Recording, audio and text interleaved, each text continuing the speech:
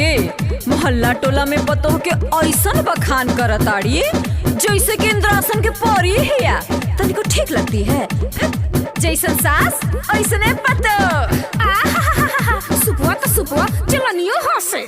बोल